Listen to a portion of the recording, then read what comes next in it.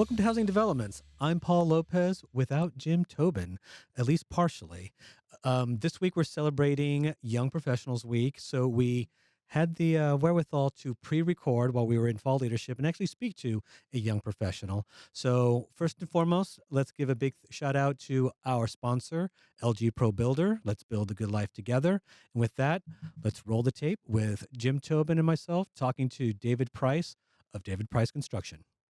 Hey, Paul. How, man? Yeah. Traveling again? Travel around the road again. Yeah, it's good to be here. Absolutely. Right? Good to be together instead of just doing it remotely. So that's good. Yeah. Right. So through the magic of technology and recordings, we're back in San Antonio for fall leadership. Yep, that's right. So we have a special guest. We do indeed. And we're going to be celebrating the YP week, right? YP week. That's right. So with that, we've got David Price. Hey, guys. Thank you for having me. Yeah, Oh, thank you. Glad to be here.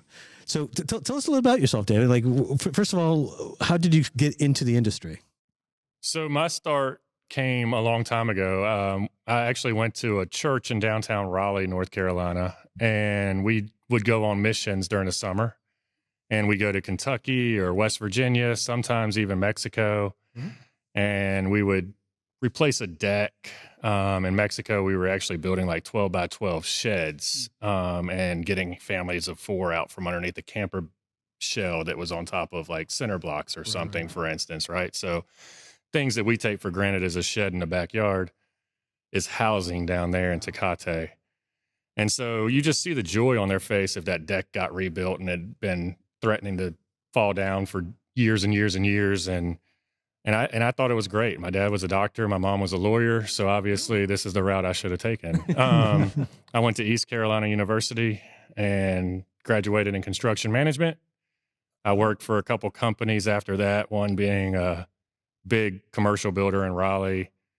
I was project manager of the year for the company in 2008, and I was let go 6 months later in 2009. Oh. And I was basically go wait tables or start your own company at that point in time, right? So Tough time to start your own company. Wait tables. Yeah. Yeah, right. So we were grabbing at straws, and we were replacing rod around windows or siding on a house or whatever people would give us a project for. Eventually that turned into a bathroom. Eventually that turned into a kitchen. Eventually that turned into an addition. Yeah. And now we do mostly $250,000 and up remodels in the Raleigh market and commercial work throughout the state of North Carolina. So let's rewind this a little bit, because we're always talking about one of the biggest impediments is trying to get the parents and the school system to understand that building is actually a noble profession, one that's very lucrative. Did you get any blowback from your parents in terms of what career path you wanted to go in? My parents were not really. I think the blowback I got was in high school when I wasn't the best student at the time. I probably wasn't the best kid growing up, the best student or whatever. And I think that anything that would have had me confined to a room all day is probably not the best idea in life, right? So I think that there's an avenue for people that need to be able to get out and about and do things. And we are that avenue in this industry, right? Yeah. So I do a lot of things in North Carolina for workforce development. Chair this year for careers in construction for North Carolina home builders, regional vice president for North Carolina home builders. And it's kind of a passion of mine. I have a 3-year-old, and between workforce development to try to make sure we have enough workers if he wants to take over my company, or governmental affairs to make sure that we play whack-a-mole with all the municipalities to make sure that it's not harder for him than it is for me, which is extremely hard these days to do what we do, right? Yeah. But if we can carve a path that makes it easier for the next generation, then that's probably what we should be doing. How do you think we get there? I mean, you've lived through it. Sure. So what are some of the things that you would recommend we have to do as an association, or even the municipalities need to do, to kind of socialize that path forward? So I think there's a couple things. We're going to need workforce, right? Or we're going to run into a wall. Right. So we're doing some things in North Carolina. Obviously, the Be Pro, Be Proud trucks are a big part of that. And then we're also doing a lot of things with the CTE teachers and other things like that, so that we're having conversations, and some of the schools down there are actually starting up programs for careers in construction and design and things like that. We're working with the school called Vernon Malone, which is in Raleigh. It's attached to Wake County Public Schools, but it's also attached to Wake Tech. So it's kind of a pathway. Yeah. Right. And so I think that's a big part to get us a workforce. The other half of it, I think, is just having conversations with the municipalities. You know, at Raleigh Wake, we have them come in quarterly. So the permit and inspections departments from all the municipalities in Wake County come in. We sit them down. We talk through some things. We have a Wake County's issues subcommittee. We have a Raleigh issues subcommittee. And we try to help them draft UDOs so that they suck less. That's a great way to put it. All right. Yeah. I don't think there's any way of getting around it any other way, right? So that's kind of the idea there is if they're going to put regulations, red tape, whatever in our way, maybe we can find a path that isn't so cumbersome. Right. No, that makes sense. Yeah. So how did you get involved? I assume at your local, and then kind of work your way up to the national level, right? Sure. Yeah, I actually have a mentor who was, funny enough, at that church, my Sunday school teacher. So Stuart Jones with Stuart Jones Custom Homes in Raleigh. He also does remodeling. So I think, kind of out of necessity, a lot of builders in the early 2000s that were just doing homes maybe went into remodeling and things like that. So he actually asked me to be his co-chair for the Remodelers Council at Raleigh Wake. And then I became chair, which comes with a board seat. Then I was asked to join the board the next year, and then I was asked to join the ladder the following year at Raleigh Wake. So I was president there in 2022. Oh, nice. And how did you find the balance between all these responsibilities on the HBA side, but also your family, starting a family, those kind of things. How did you balance it? Right. That's all we hear a lot of, for the young professionals. It's that work-life balance is really important. Never mind association work-life balance too. So how did you overcome all the demands on your time? I think you just put in the extra work, to be honest. When I first joined the ladder, we had been told we couldn't have kids. So when my wife brought 3 little sticks with positives on it, it came out of nowhere. And she's been great. As a matter of fact, she has them at the pool here right now. So they traveled with me. And that's why they're here, is to play in the pool while I'm in meetings all day. But that's part of exactly what you just asked me, right? Instead of playing in the pool, we go to the meetings. We do what we're supposed to do. We do what's best for the federation. We do what's best for our organizations. We do what's best for our business. And I think this has helped our business. That's great. From a notoriety standpoint, probably. Obviously, being on a ladder at an organization that big is a big deal, and it's helped us grow. It also helps you gain relevancy when you're younger. Yeah. Oh, yeah. That makes sense. So I started my business when I was 28 years old. And part of the reason I actually have a beard is because I think people, when you show up, you can kind of see it in their face, right? They're like, there's a certain J.D. Vance quality about you. Yeah, they're like, who's this young guy? I thought David Price was a congressman. That's right. Yeah. And he is from our area, right? For a long right. time. And there's a reason why I named it David Price Construction, because his signs would go up every 2 years all over Raleigh. And it was kind of an easy segue in. So that worked out well for me. And as a matter of fact, the first week I was in business, I called up a sub asking him to bid my work. And he's like, "Oh, yeah, I heard of you."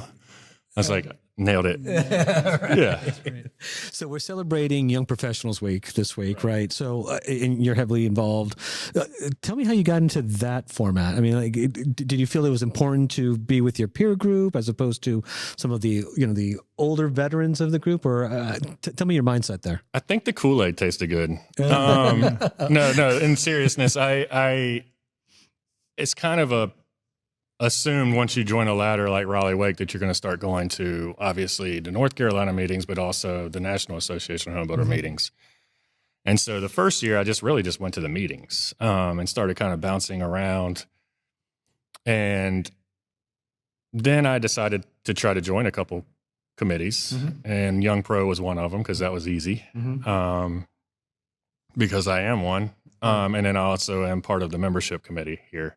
Did you have a mentor that kind of helping you guide you, or were you just kind of winging it as you went along?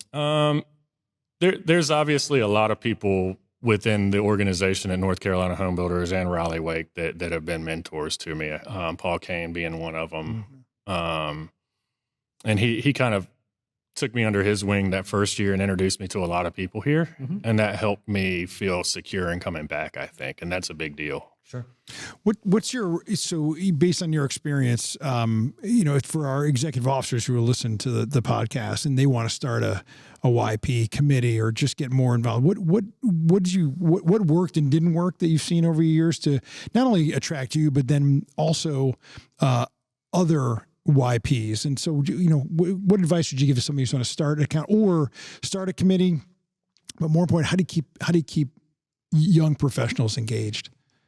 Well, that's an excellent question, actually. So I would say that the biggest thing is getting them here, right? I think there's a lot of people that probably can't at that stage in their career afford to get here. Sure. Right, whether it's here, International Builder Show, right, even DC for that matter, unless you're on the East Coast and can drive it, right? Sure. So that would be a big one. But as far as starting committees, I've started a couple over the years, and workforce development. We're actually starting a workforce development committee this year at Raleigh Wake, and I was asked by the president this year, Christy, to head that and help them get that started. So I feel pretty good about that. It's just a matter of putting in the effort, and I think for the young people, having some way to show them that you're also having fun at the same time that you're doing it, right? Sure. So if you're going to have a young pro committee and the meeting's stuffy, nobody's coming back, right? But if you have it at a brewery or something like that, right, you're going to have a good time. Yeah. There's a place in Raleigh that's an arcade that also is a bar. Nice. So a barcade.